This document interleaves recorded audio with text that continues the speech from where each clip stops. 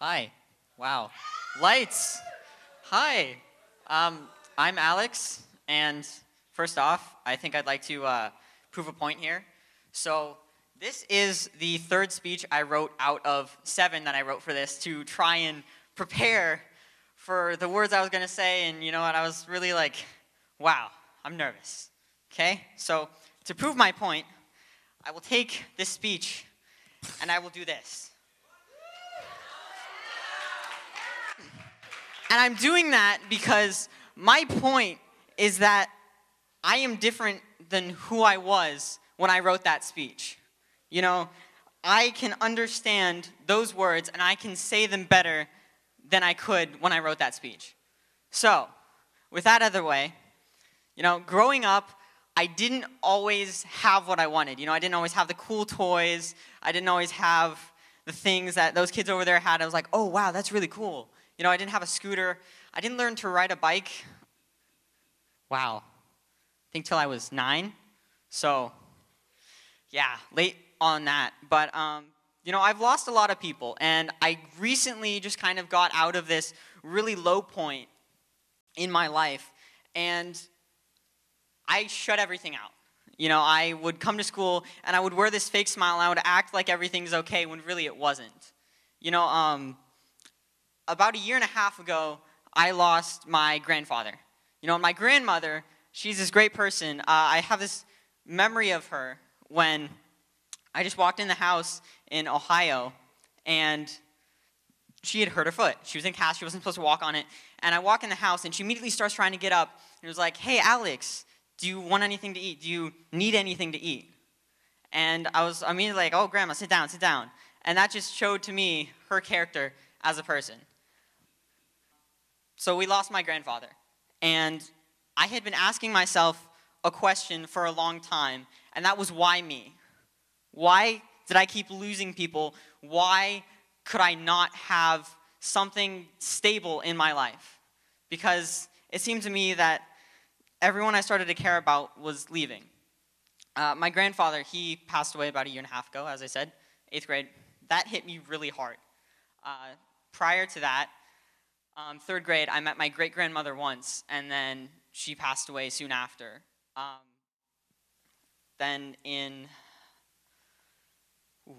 6th grade, my cat died, and I wasn't even there for it. I didn't even get to see her after I had moved out to California, and it was really tough for me. So I just kind of got out of this low point, and my point in saying this, my point in telling you all of this is that we are different. Each one of you here is taking these words that I'm speaking right now, today, and interpreting them a different way. Each one of you has your own unique brain that thinks in your own unique ways. And that's amazing. You know, and so my answer to that question, why me, is why anything? Because each one of us has different experiences. Each one of us experience different things. We each have our own tough times that we have to go through to become the people that we are. And I wouldn't trade what I've experienced for anything. Because had I not experienced that, had I not had to go through that, all the tears, all the crying, all of the moments where I wasn't really sure of myself, then I would not be the person I am here speaking to you all today. And I would not be loving every second of it. So, ultimately, my point is that, I guess it can be summed up in a quote from my friend, is saying some people have it worse, so don't cry, is like saying some people have it better, so you can't be happy. You know, we all go through our own different experiences. We all are our own different people, and that's what makes the world amazing. If we didn't have Democrats and Republicans and libertarians, then what would our political system look like? If we were all the same, would we even have friends? Or would we just hate ourselves because everywhere we looked, we saw our own reflection? So I've been dealing with this, and I don't know if any of you have heard of him, but Tony Robbins. I watched his documentary, I Am Not Your Guru, and I found that really just inspiring. One of the main reasons I came up here and talked today. So if I leave you with nothing, I want to leave you with this. I want to leave you with the idea that because you are different, you are special. Because you are different, you don't mean anything less than anyone else. You don't need to fit in.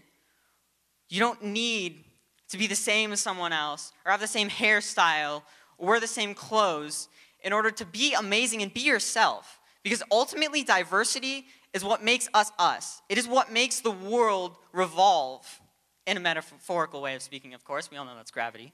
But it is what makes the world the world. It is what makes us us. And ultimately, when we sit down after a long day, maybe get a glass of lemonade or something, who knows,